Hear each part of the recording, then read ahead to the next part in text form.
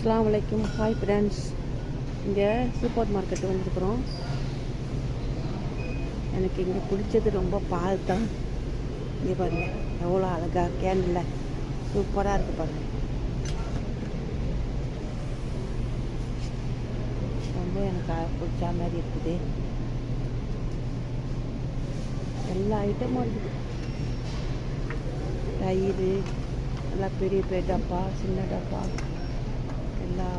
எல்லா இதுலேயும் இருக்குது.